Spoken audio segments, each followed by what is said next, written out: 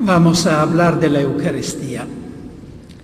Y hay un peligro cuando se habla de la Eucaristía, sobre todo en la Iglesia.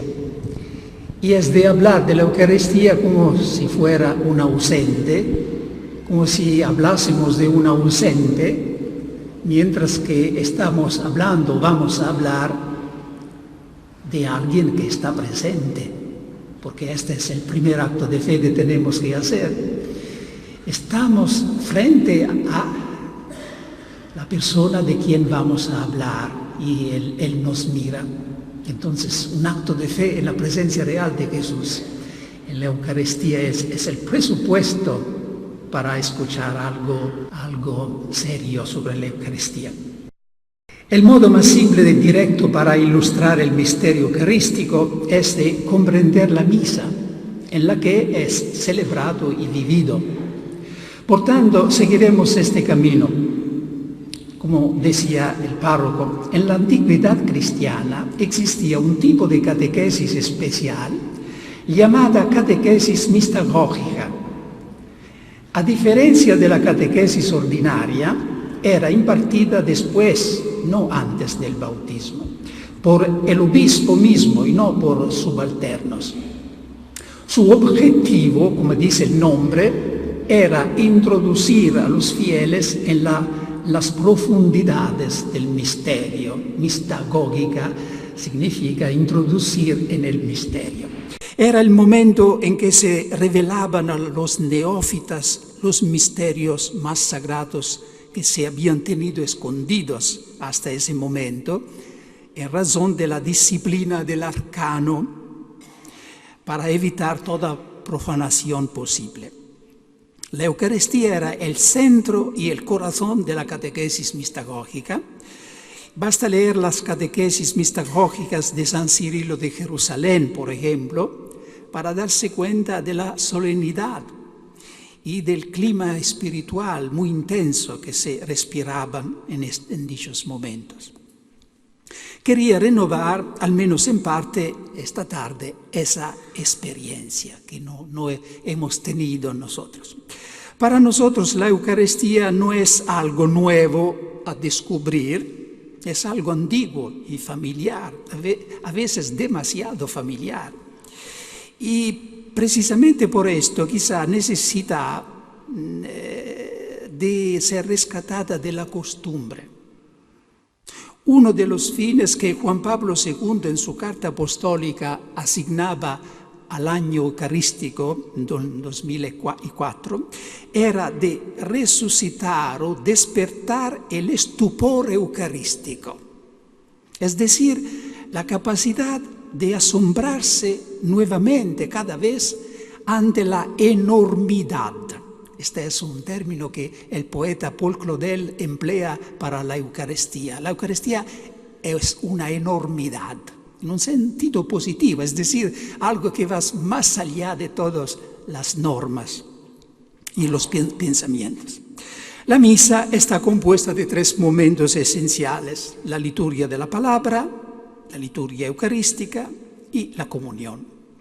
Y reflexionaremos sobre cada una de estas 3 partes. Primero, entonces, la liturgia de la palabra. En los comienzos de la Iglesia, en los primeros días de la Iglesia, la liturgia de la palabra estaba separada de la liturgia eucarística. Los discípulos participaban en el culto del templo. Allí escuchaban la lectura de la Biblia, recitaban los salmos y las oraciones junto con los demás hebreos. Luego se reunían aparte en sus casas para partir el pan, como dicen los Hechos de los Apóstoles, es decir, para celebrar la Eucaristía.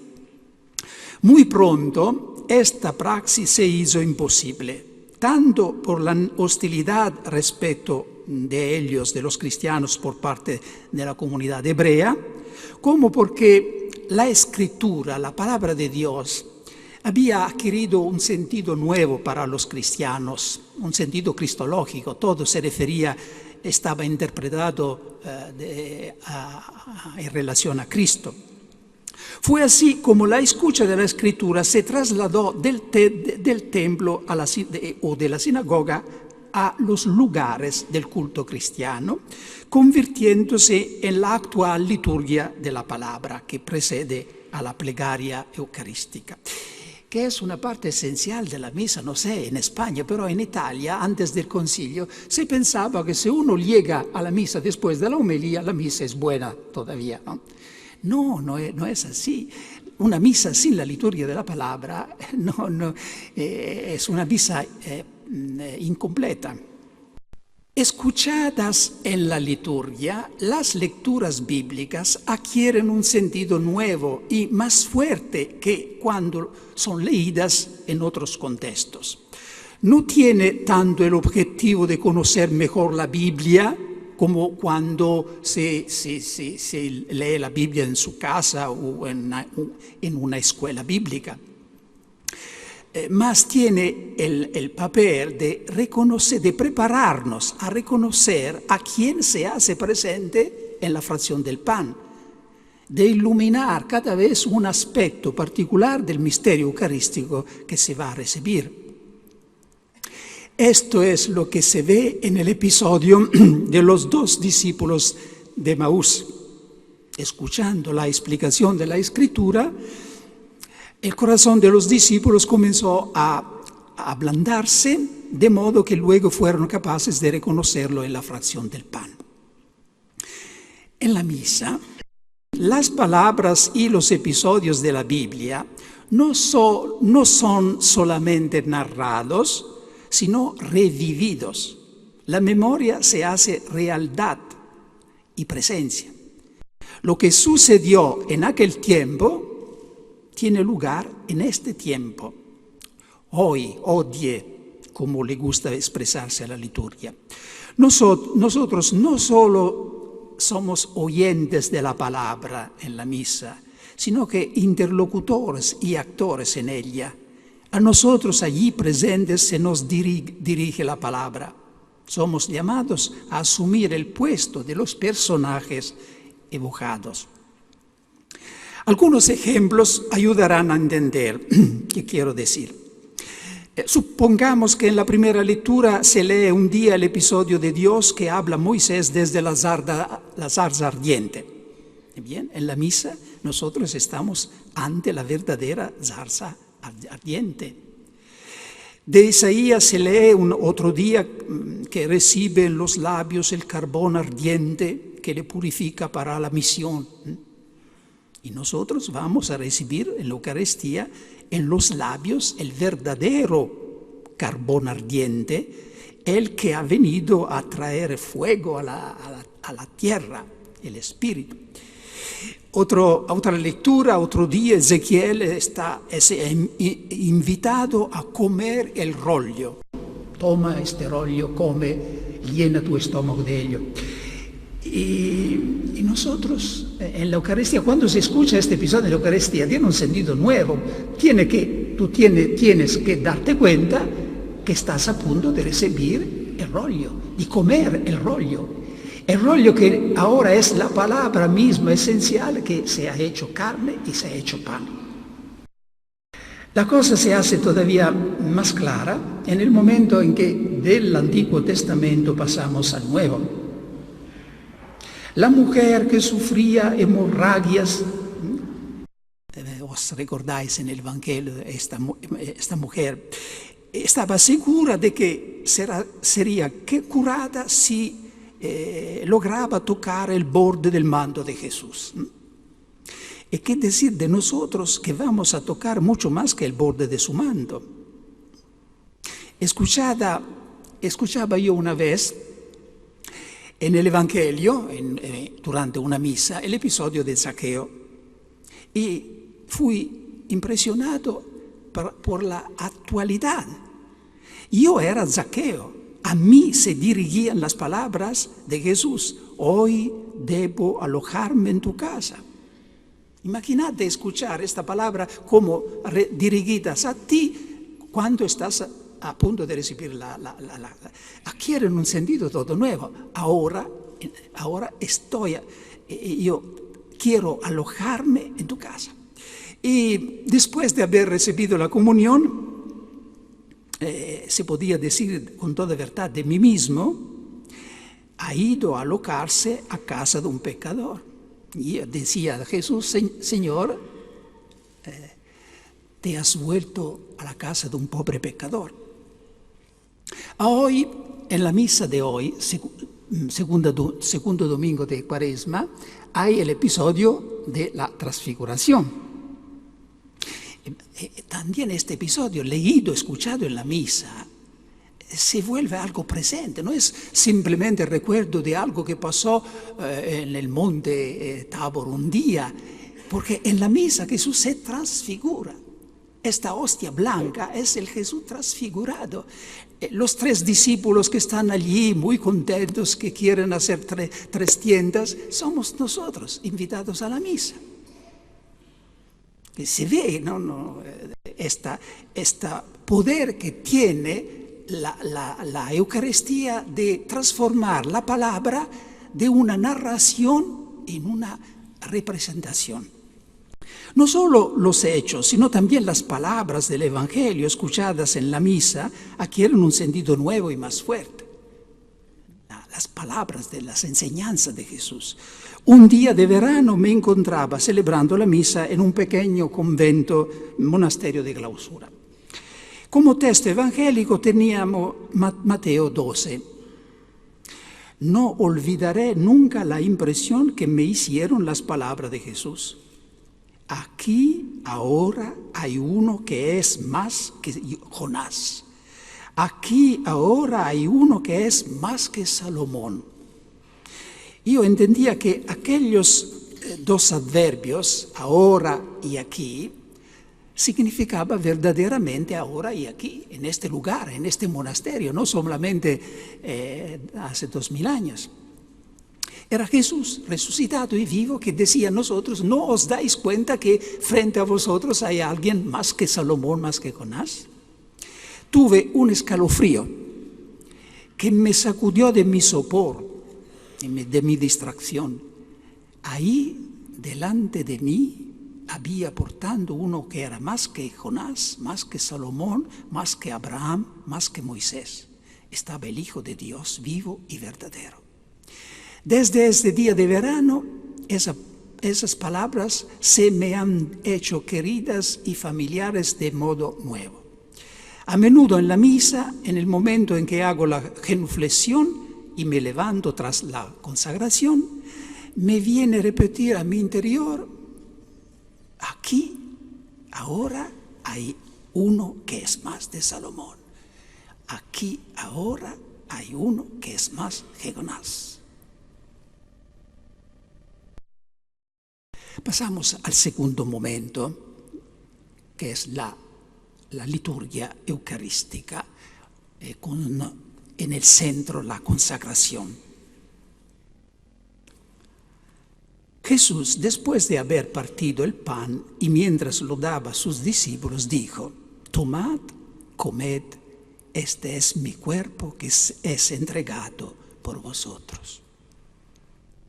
Quiero contar a propósito de esto mi pequeña experiencia, es decir, cómo llegué a descubrir la dimensión eclesial y existencial de la consagración eucarística.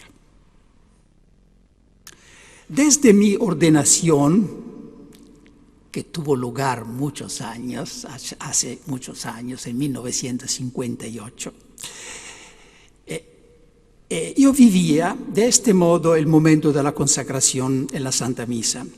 Cerraba los ojos, inclinaba la cabeza, trataba de aislarme de todo aquello que me rodeaba para ensimismarme solo en Jesús, que en el cenáculo, antes de morir, pronunció por primera vez aquellas palabras: tomad, comed. La misma liturgia favorecía este comportamiento, haciendo pronunciar las palabras de la consagración en voz baja y en latín, inclinado sobre las especies, mirando la pared, no a la asamblea como se hace hoy. Después de la reforma litúrgica, un día me di cuenta de que tal comportamiento, tal manera de celebrar la consagración, no expresaba todo el significado de mi participación. Aquel Jesús del cenáculo ya no existe más. Ahora existe el Jesús resucitado. Para ser exactos, el Jesús que había muerto y que ahora vive para siempre, dice el Apocalipsis. Y este Jesús es el Cristo total, cabeza y cuerpo inseparablemente unidos. Así pues, si este Cristo total es el que pronuncia las palabras de la consagración, también yo la pronuncio con él. En el gran yo de la cabeza se esconde el pequeño yo del cuerpo, que es la iglesia, y mi pequeñísimo yo personal, el sujeto que soy yo.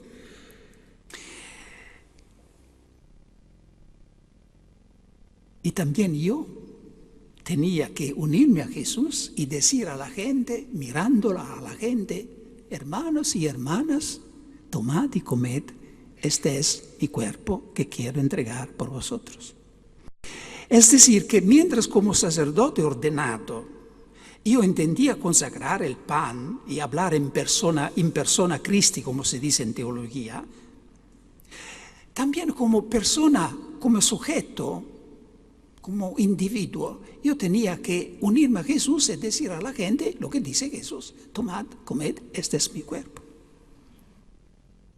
Desde el día que comprendí esto, ya no cierro más los ojos en el momento de la consagración, sino que miro a los hermanos que tengo delante de mí, o si celebro solo, pienso a la gente que tengo que servir durante el día, y pensando con ellos digo: tomad, comed, este es mi cuerpo. Y después entendí que esto no era ninguna novedad, ninguna cosa personal, no era mi pensamiento, era en la Escritura. Por ejemplo, ¿por qué San Juan no nos relata la institución de la Eucaristía, mas en lugar de esto pone el lavamiento de los pies? Es para decirnos que, para poner en relieve la consecuencia de la Eucaristía, es decir, el servicio, dar la vida para los otros. Y en su primera carta, San Juan explica esto, dice: Él ha dado su vida para nosotros, por esto también nosotros tenemos que dar nuestra vida para los hermanos. Y San Agustín, cuando comenta este pasaje, dice: aquí el evangelista Juan está explicando el misterio de la cena, es decir, está explicando la Eucaristía. La Eucaristía es esto: Jesús que da su cuerpo para nosotros y nos invita a unirnos a Él, dar nuestro cuerpo para los demás. Y por lo tanto, todo es transparente y teológicamente seguro en esta visión de la consagración eucarística. San Agustín lo explica bien en la ciudad de Dios. Dice que mientras que la Iglesia ofrece a Dios Jesús bajo las especies, ella se ofrece a sí misma. Inea re quam offert ipsa offertur. Un poco de latín no es mal para mis colegas sacerdotes. Hay dos cuerpos de Cristo en el altar, en cada misa. Está el cuerpo real, es decir, nacido de la Virgen María, muerto y resucitado. Y está el cuerpo místico, que es la Iglesia. Pues bien, en el altar está presente realmente su cuerpo real y está presente místicamente su cuerpo místico, donde místicamente no significa de alguna manera, no significa algo muy fuerte. Está presente la Iglesia, los hermanos están presentes en la Eucaristía, en fuerza de la unidad inseparable entre la cabeza y los miembros. Y por esto, porque hay dos cuerpos de Cristo en cada Eucaristía, el cuerpo real y el cuerpo místico, hay dos epíclesis en cada misa, es decir, dos invocaciones del Espíritu Santo, una antes de la consagración, donde se dice: Por eso, Señor, te suplicamos que santifiques por el mismo Espíritu estos dones que hemos separado para ti, de manera que sean cuerpo y sangre de Jesucristo. Aquí cuerpo significa el cuerpo real, nacido de María. En la segunda epíclesis, que se recita después de la consagración, se dice: y llenos de su Espíritu Santo, formemos en Cristo un solo cuerpo y un solo espíritu. Aquí cuerpo no significa más el cuerpo real de Cristo, significa el cuerpo de la iglesia. Jesús explicaba las cosas del reino de Dios con parábolas. Y adoptemos por una vez su método y tratemos de entender con la ayuda de una parábola moderna lo que sucede en la celebración eucarística. La palabra sería esta: en una gran hacienda había un dependiente que amaba y admiraba desmesuradamente al dueño de la empresa. Esto parece que no pasa muy a menudo, pero puede pasar, Por su cumpleaños quiso hacerle un regalo este dependiente, pero antes de presentárselo pidió en secreto a todos sus colegas que pusieran su firma en el regalo. Por tanto, el regalo llegó a manos del dueño como el regalo indistinto de todos sus dependientes y como un signo de estima y de amor de todos ellos, a pesar del hecho que uno solo había pagado el precio del mismo regalo.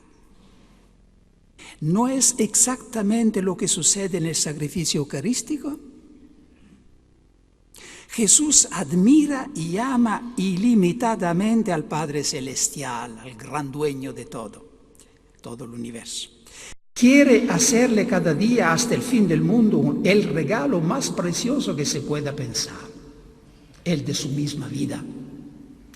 En la misa invita a todos sus hermanos para que pongan su firma en el regalo, de modo que llega Dios Padre como el regalo indistinto de todos sus hijos. El sacrificio mío y vuestro lo llama el sacerdote en la misa, a pesar del hecho que uno solo ha pagado el precio de este regalo. ¿Y qué precio? Nuestra firma, ¿dónde está en la misa nuestra firma? Nuestra firma son las pocas gotas de agua que se mezclan con el vino en el cáliz, como explica bien la oración que acompaña este gesto. El agua unida al vino sea signo de nuestra participación en la vida divina de quien ha querido compartir nuestra condición humana. Nuestra firma en la misa, atención, porque cuando se pone la firma es un acto muy delicado. Nuestra firma es sobre todo ese amén solemne que la liturgia hace que pronuncie toda la asamblea como final de la plegaria eucarística. Por Cristo, con Él y en Él, a ti Dios Padre Omnipotente, en la unidad del Espíritu Santo, todo honor y toda gloria por los siglos de los siglos. Amén. Esto amén es como de quien dijera: me uno a lo que se ha hecho y se ha dicho. Suscribo a todo. Amén significa esto. Por eso sería bueno que este amén al final de la plegaria eucarística sea pronunciado en voz alta, no de alguna manera que ninguno, ni siquiera el sacerdote, puede escuchar. Y mejor si sería cantado, porque es la firma que toda la asamblea pone a la liturgia eucarística. Y como estamos en una iglesia frente a Jesús que está escuchando, ¿por qué no vamos a repetir juntos esta oración que es tan bonita?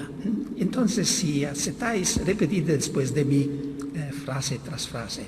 Por Cristo, con Él y en Él, a ti Dios Padre Omnipotente, en la unidad del Espíritu Santo, todo honor y toda gloria por los siglos de los siglos. Amén. tenemos que aprender a pronunciar esta palabra que en los lenguajes modernos ha perdido mucho de su sentido, pero en la lengua hebrea de Jesús es tan fuerte porque significa algo muy profundo. Lo que Dios dice, gusta, lo acepto, aquí estoy, Señor, estoy preparado para hacer tu voluntad. Y San Pablo dice que hay un amén personificado que es Jesús. Jesús es el amén de toda la humanidad de Dios. Ahora sabemos cómo la Eucaristía hace la Iglesia. Se dice en teología que la Eucaristía hace la Iglesia. La Eucaristía hace la Iglesia haciendo de la Iglesia una Eucaristía que no es un juego de palabras. La Eucaristía hace la Iglesia haciendo de la Iglesia una Eucaristía. La Eucaristía no es solo genéricamente la fuente o la causa de la santidad de la Iglesia, es también su forma, es decir, su modelo. La santidad del cristiano tiene que ser una santidad eucarística. Sí, pero ahora vamos a explicar, si no estáis demasiado cansados, qué significa, qué implica el hecho de decir: tomad y comed, este es mi cuerpo, tomad y bebed, esta es mi sangre. Porque si tenemos que unirnos a Jesús y decir estas palabras, tenemos que conocer lo que estamos prometiendo. Ahora, en nuestro lenguaje moderno, el cuerpo es una tercera parte del hombre, que unido al alma y el espíritu forma la persona. En el lenguaje bíblico no es así. Cuerpo no indica una tercera parte del hombre, significa toda la persona. Por el hecho que vive en una dimensión corporeal. Y cuando Jesús decía: tomad, esto es mi cuerpo, nos daba su vida real, desde el primer momento en que fue concebido en el seno de la Virgen hasta el último momento, con todo lo que había llenado esta vida: el silencio, el trabajo de Nazaret, las fatigas apostólicas, su angustia en Getsemaní, todo, la vida, el vivido, se podría decir, existencial. Y cuando Jesús dice: tomad, esta es mi sangre, ¿qué nos da? Pues nos ha dado todo con su cuerpo. Aquí también hay que hacer una distinción. Para nosotros modernos, la sangre es una parte del hombre, porque la sangre es un órgano del cuerpo. En la Biblia no es así. La sangre es la sed de la vida. Entonces el derramamiento de la sangre es el signo de la muerte. Y cuando Jesús dice: tomad, esta es mi sangre, dice: tomad, esta es mi muerte. Nos da la vida y la muerte. Y ahora, si la Eucaristía nos obliga, nos invita a unirnos a Jesús y hacer lo que hace Él, es decir, ofrecer nuestro cuerpo y nuestra sangre, tenemos que conocer qué significa, qué estamos dando, prometiendo. ¿Qué es el cuerpo para nosotros? El cuerpo es el tiempo, nuestro tiempo, porque el tiempo es una dimensión esencial de un espíritu que vive en un cuerpo. El cuerpo son nuestras capacidades físicas, intelectuales, lo que sabemos hacer. Una sonrisa también está incluido en el cuerpo, porque la sonrisa es algo que solamente un espíritu que vive en un cuerpo puede hacer. A veces yo digo: lo siento mucho por los ángeles, porque ellos no pueden sonreír. Lo siento mucho por ellos. A veces tienen una sonrisa especial, celestial, yo no sé, pero para hacer una sonrisa se necesita un espíritu y un cuerpo. Los animales no pueden sonreír porque tienen un cuerpo, pero no un espíritu. Los ángeles tienen un espíritu, pero no un cuerpo. ¿Y por qué insisto mucho en la sonrisa? Porque a veces es un don extraordinario una sonrisa. dirigida a la persona justa en el momento justo. Es como abrir de par en par las ventanas y las puertas de casa y decir a alguien, entra, entra, esta es tu casa. Y cuando una persona sonríe y dilata los rasgos de su cara, es como abrirla. Y a veces una sonrisa es como una inyección de esperanza que se da. Este es el cuerpo. Tomad, este es mi cuerpo, mi tiempo. Y cuando decimos, tomad, esta es mi sangre que estamos dando. La sangre no es simplemente la muerte final, el martirio. Es todo lo que ya en nuestra vida cotidiana anticipa la muerte. Es decir, las mortificaciones, las enfermedades, los fracasos, toda esta parte que llamamos negativa del hombre, ¿no?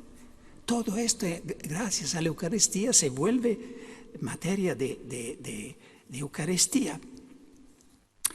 Y esto exige que, después de haber dicho en la misa junto a Jesús, los sacerdotes en voz alta, los fieles en su corazón en silencio, pero insisto, no son solamente los sacerdotes que pueden decir las palabras de la consagración. Los sacerdotes la pronuncian en persona Christi y solamente ellos tienen el poder de cambiar, consagrar el pan y el vino, pero nada impide a una mujer, a un hombre cristiano en su corazón de unirse a Jesús y usar sus palabras. Como cuando estamos en una angustia, nos gusta orar como Jesús en el Getsemaní, Señor, aleja de mí este cáliz. ¿Por qué no podemos emplear las palabras de Jesús? Y decía, después de haber dicho esto en la misa, una vez que entramos en la vida, regresamos a la calle, tenemos que realizar lo que hemos dicho, dar nuestro tiempo, nuestras capacidades, nuestra sonrisa a los hermanos. Tratemos de imaginar qué sucedería si celebrásemos la misa con esta participación personal. Si dijéramos realmente todos en el momento de la consagración, repito, los sacerdotes en voz alta, públicamente, y los otros en silencio, en su corazón, tomad, comed, esto es mi cuerpo que quiero entregar por vosotros. Imaginemos primero una madre de familia que celebra así su misa. Y después va a su casa y empieza su jornada hecha de multitud de pequeñas cosas. Su vida es literalmente desmigajada. Pero lo que hace no es una poca cosa, es una Eucaristía. Su jornada es una Eucaristía. Pensemos en una religiosa que vive de este modo la misa.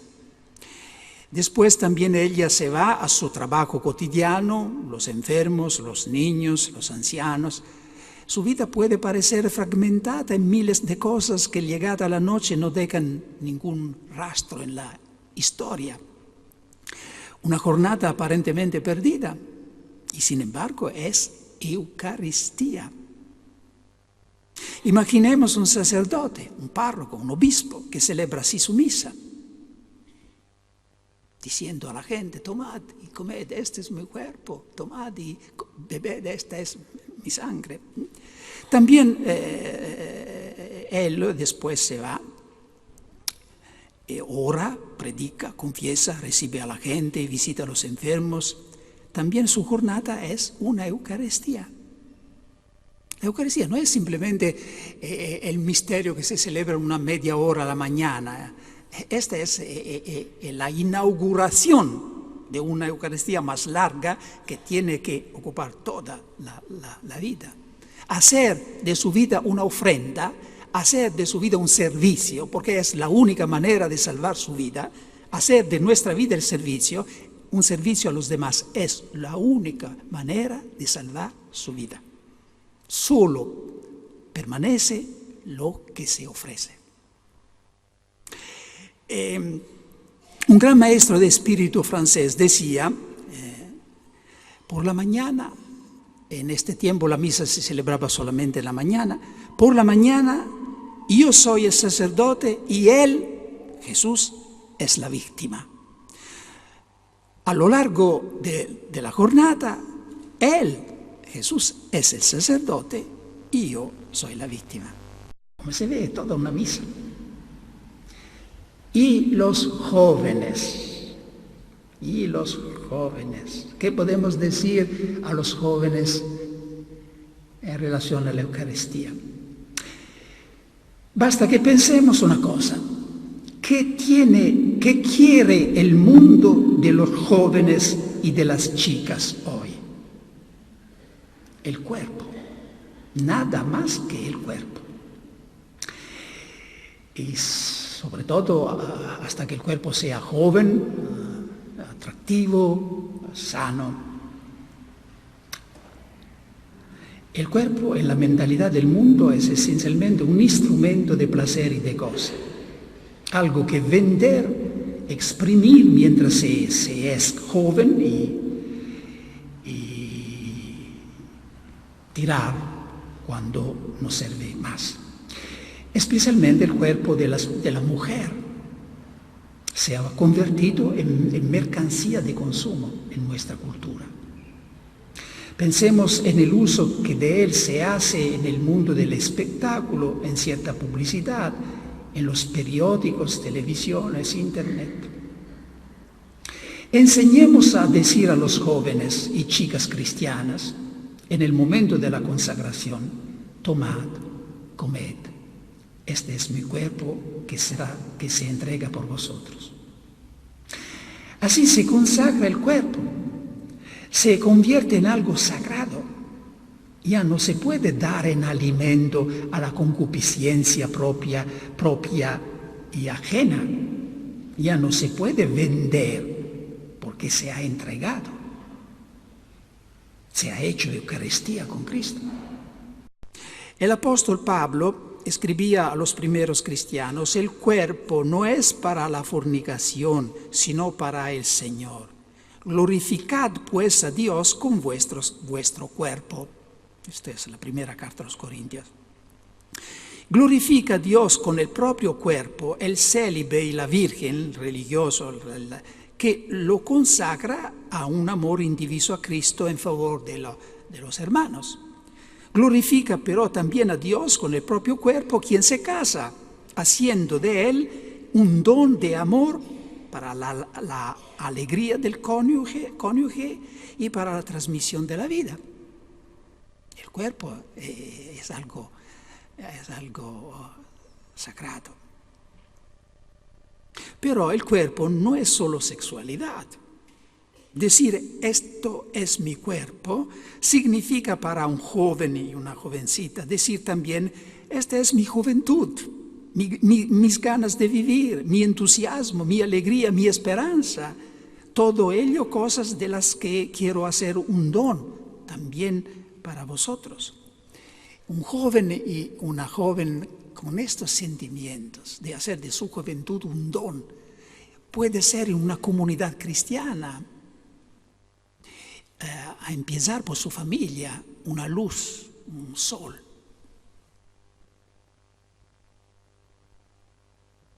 ¿Estáis cansados? Si estáis cansados voy a contarles una pequeña historia. Una pequeña historia que se refiere a mi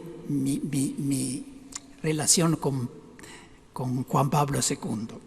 Primera vez que di mi homilía en San Pedro, en la presencia del Papa y todos los cardinales, en 1980, y subí al altar del Papa y empecé a hablar y me di cuenta que tenía que hablar muy despacio, porque había un resonido en la Basílica de San Pedro. Hablando despacio duré 10 minutos más que estaba previsto. Y el obispo que estaba en este tiempo encargado del horario del Papa, estaba un poco nervioso porque después el Papa tiene que presidir la Vía Crucis. Y muy a menudo miraba su reloj. Yo no lo veía porque estaba al lado de mí. El día siguiente, este obispo contó a algunas hermanas lo que pasó después de la liturgia. Después de la liturgia del Viernes Santo, el Papa lo llamó y sonriéndole le dijo: cuando un hombre de Dios nos habla, no tenemos que mirar a nuestro reloj.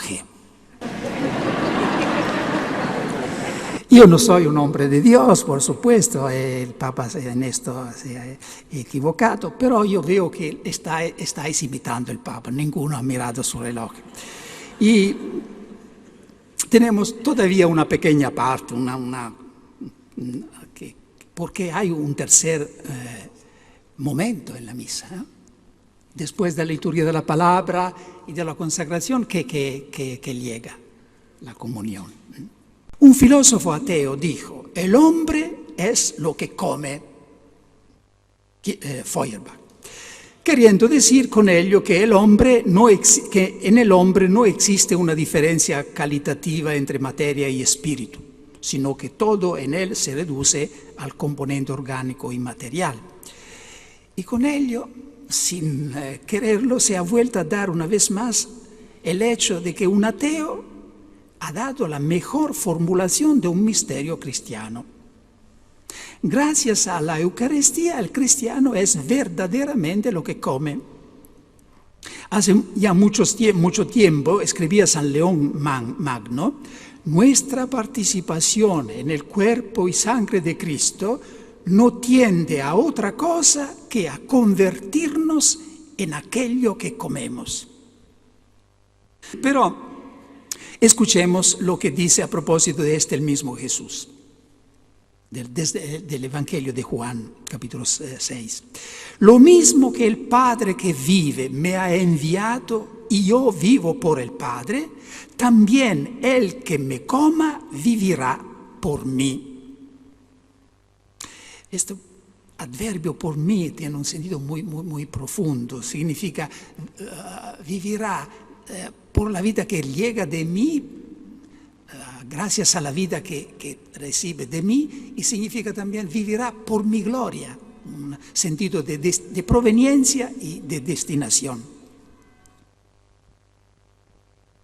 En efecto, el principio vital más fuerte, es que asimila consigo al menos fuerte. No al contrario.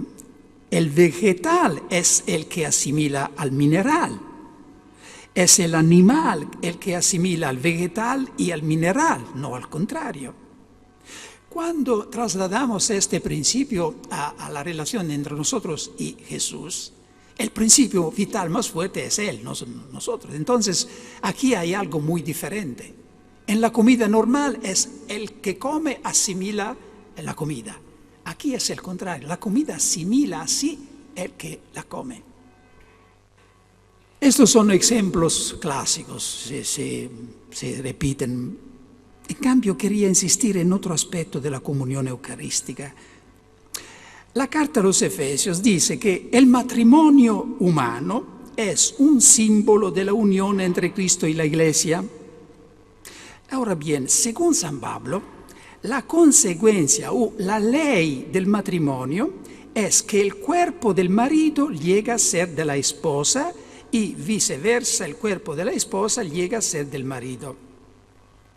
Cuerpo hemos visto que no significa solamente la componente física, significa toda la persona en el lenguaje bíblico. Entonces, cuando se dice que los dos formarán una carne sola, no se tiene que entender esto de manera muy limitada, es una unión solamente física. El matrimonio es algo mucho más profundo. Una carne significa en lenguaje bíblico una persona sola, un ser humano solo. Aplicado a la Eucaristía, esto significa que la carne incorruptible y vivificadora del Verbo se hace mía. Pero también mi carne, mi humanidad, mi persona se hace de Cristo. En la Eucaristía recibimos el cuerpo y la sangre de Cristo, pero también Cristo recibe nuestro cuerpo y nuestra sangre. Él nos dice, tomad y comed, este es mi cuerpo. También nosotros decimos a Él, toma y come, este es mi cuerpo. No hay nada en mi vida que no pertenezca a Cristo. Nadie debe decir, Jesús no sabe lo que significa ser una mujer, porque Él nunca ha sido una mujer, ha sido un hombre. Ninguno tiene que decir, Jesús no sabe qué significa ser un anciano, porque Él murió a 33 años. Jesús no estaba casado, entonces uno podría decir, Jesús no sabe qué significa ser casado, perder un hijo. No se puede decir eso, porque gracias a la Eucaristía todas estas experiencias humanas se vuelven suyas en el sentido más fuerte y más realístico. Jesús no pudo hacer todas las experiencias humanas posibles. Era un hombre limitado. Fue un hombre, no una mujer, murió joven. Pero gracias a la Eucaristía, toda esta humanidad, esta experiencia humana se vuelve suya. Lo había entendido muy bien la beata Isabel de la Trinidad, que en una carta a su mamá decía, la esposa pertenece al esposo. El mío, es decir, mi esposo, me ha tomado. Él quiere que yo sea para él una humanidad añadida. Gracias a la Eucaristía, nuestra vida se vuelve una humanidad añadida a la de Cristo. Es algo muy fuerte esto. No puede, una responsabilidad enorme.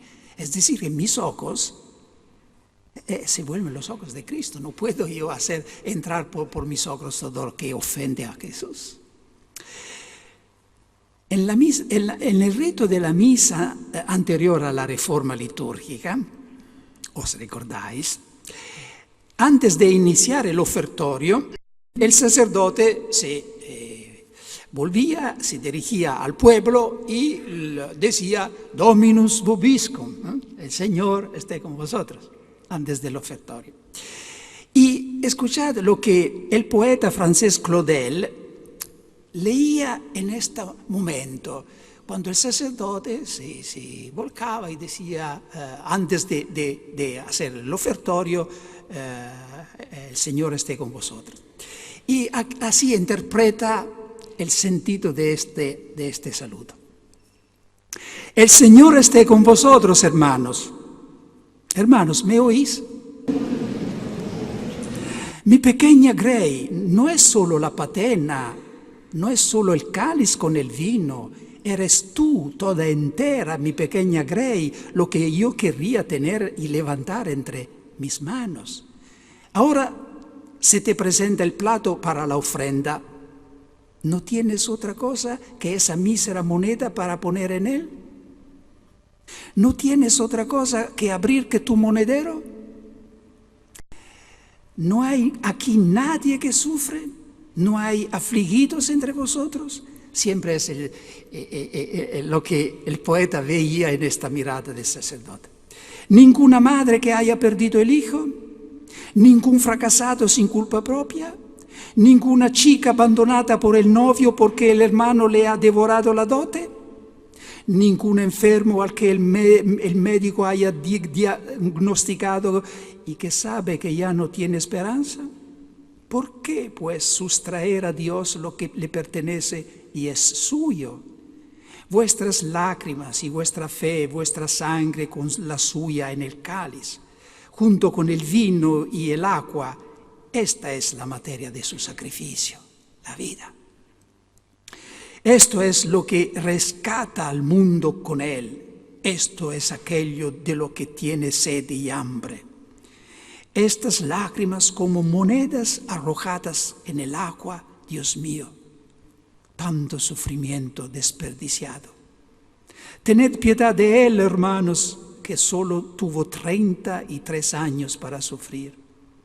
Unid vuestra pasión a la suya, visto que solo se puede morir una vez. Pero dar a Jesús nuestras cosas, nuestra vida, nuestras experiencias, nuestros gozos y lágrimas. Es solo el primer acto. Del dar se debe enseguida pasar en la comunión al recibir. Recibir nada menos que la santidad de Cristo. Yo llamo todo esto el golpe temerario, el golpe de audacia en la vida. Y si no hacemos este golpe de fe, de apoderarnos de la santidad de Cristo, no entenderemos nunca la enormidad de la Eucaristía, porque la Eucaristía es algo enorme. Hay un acto que realizado entre los hombres es pecado y está penado por la ley. En cambio, con Cristo no solo está permitido, sino que es sumamente recomendable. Y es la apropiación indebida. ¿Me entendís qué quiero decir? Sí, apoderarse de algo que no te pertenece. Sí, el furto. Eso no se puede hacer entre los hombres. En cambio, Jesús nos invita a hacerlo. En cada comunión, Cristo nos instiga a hacer una apropiación indebida. Indebida, es decir, no debida, no merecida, puramente gratuita. Nos permite de apoderarnos de su santidad. Incluso cuando hemos recibido la comunión, podemos hacer una pequeña oración dirigida al Padre Celestial. Padre Celestial, ahora mírame y regocíjate. Como está escrito que te regocijaste cuando primero creaste el mundo y viste que todo era bueno. Porque tu Hijo Jesús ha hecho de mí una nueva creación. Su santidad está en mí, es mía. ¿Tendremos nunca en la vida este atrevimiento de decir esto? Este es el cristianismo. El cristianismo es algo diferente de toda religión. Porque cada religión empieza diciendo a la gente lo que tiene que hacer, los deberes. El cristianismo no empieza así. El cristianismo empieza diciendo a la gente lo que Dios ha hecho en Cristo para ellos. Es gracia. Y la Eucaristía nos permite de hacer la experiencia de esta gracia. Recibir la Eucaristía significa recibir la santidad de Cristo, su humildad, su obediencia, su pureza, por fe se entiende. Y lo sé, la objeción sería ahí, entonces nuestro esfuerzo, la obediencia a los comandamientos, todo esto es justo, pero es el fruto, la consecuencia del don recibido, no la causa. Dios no nos salva porque hemos hecho algo. Tenemos que hacer algo, esforzarnos porque Él nos ha salvado, porque tenemos la gracia. San Pablo, en la primera carta a los Corintios, capítulo 10, versículos 16 y 17, dice: el cáliz que bendecimos no es comunión con la sangre de Cristo, y el pan que bendecimos no es comunión con la sangre de Cristo. Pues hay solamente un pan. Todos nosotros que participamos de este pan formamos un cuerpo solo. Ahora, si os dais cuenta, la palabra cuerpo recurre 2 veces en estos 2 versículos, pero con un sentido diferente. En el primer caso, cuando dice el pan que bendecimos no es comunión con el cuerpo de Cristo, aquí cuerpo significa el cuerpo real nacido de la Virgen María. En el segundo versículo, cuando dice pues participamos de un único pan, formamos un cuerpo solo. Aquí cuerpo significa un cuerpo, la iglesia, ¿no? Esto es la manera más simple, más eficaz de decir que la comunión eucarística es siempre una comunión en 2 direcciones, vertical con Jesús y a través de Él el Padre y el Espíritu Santo, y con los demás. No es una comunión verdadera, profunda, duradera, si no es comunión también con los hermanos. No hay reconciliación.